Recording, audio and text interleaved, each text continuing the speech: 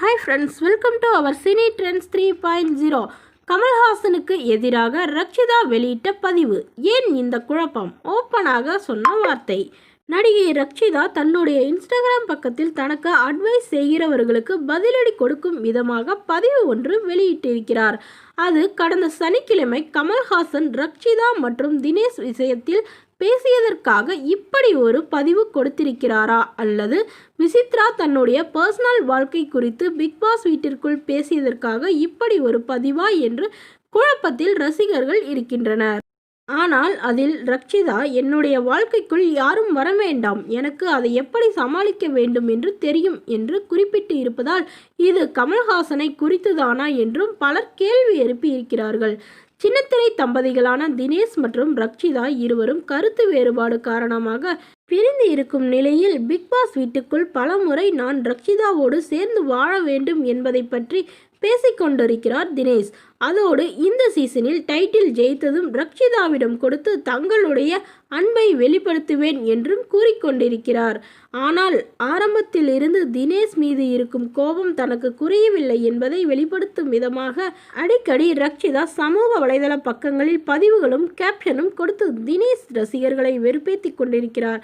தினேஷ் ரசிகர்கள் மட்டுமல்லாமல் ரக்ஷிதாவின் ரசிகர்களும் கூட இருவரும் சேர்ந்து வாழ வேண்டும் என்றும் பலர் அட்வைஸ் செய்து வருகிறார்கள். அதற்கு ரக்ஷிதா, அட்வைஸ் செய்வது எல்லாருக்கும் எளிதுதான், ஆனால் அதை அனுபவிச்சவங்களுக்கு தான் அதோட கஷ்டம் என்னன்னு தெரியும். அதனால யாரும் எனக்கு அட்வைஸ் செய்ய வேண்டாம் என்றும் சொல்லியிருந்தார். இப்படியான நிலையில் தான் கடந்த வாரத்தில் தினேஷோடு பிக்பாஸ் வீட்டிற்குள் சண்டையிட்டு கொண்டிருக்கும் விசித்ராவிற்கு தன்னுடைய ஆதரவு என்று கூறி விசித்ரா தான் இந்த சீசன் டைட்டில் ஜெயிக்க வேண்டும் என்றும் ரக்ஷிதா கூறியிருந்தார். அதைத் தொடர்ந்து சில நாட்களிலேயே தனக்கு ரக்ஷிதா ஆதரவு தருவது விசித்ராவுக்கு மனரீதியாக தெரிந்துவிட்டதோ என்னவோ.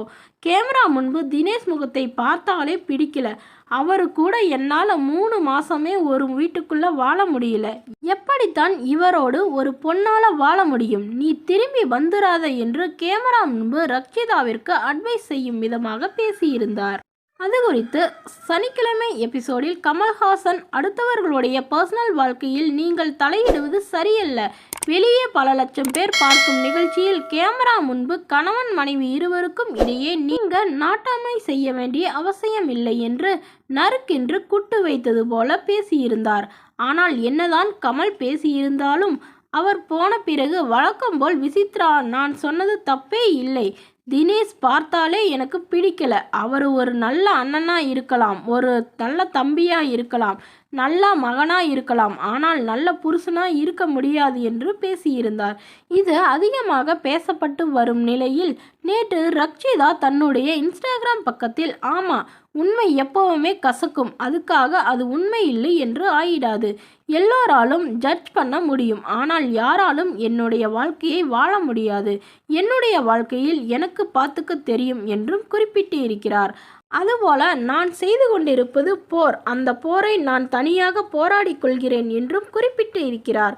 இதனால் ரக்ஷிதா இந்த பதிவில் கமலுக்கு அட்வைஸ் செய்திருக்கிறாரா என்று பலர் கேள்வி எழுப்பி வருகின்றனர். அதோடு விசித்ரா வெளியே வந்த பிறகு இது குறித்து அவர் என்ன விளக்கம் கொடுக்க போகிறார் என்று பொறுத்திருந்து பார்ப்போம் என்று ரசிகர்கள் காத்திருக்கின்றனர். மேலும் தினேஷ் மற்றும் ரக்ஷிதாவின் சொந்த வாழ்க்கையை பற்றி விசித்ரா கூறியது சரியா என்பது பற்றிய உங்களுடைய கருத்துக்களை கீழே உள்ள கமெண்ட் பாக்ஸில் கமெண்ட் பண்ணுங்கள், லைக் பண்ணுங்கள், ஷேர் பண்ணுங்கள். இது போன்ற வீடியோக்களை உடனுக்குடன் தெரிஞ்சுக்கலாம் நம்மளோட சேனல் சப்ஸ்கிரைப் பண்ணிக்கோங்க. Thank you friends.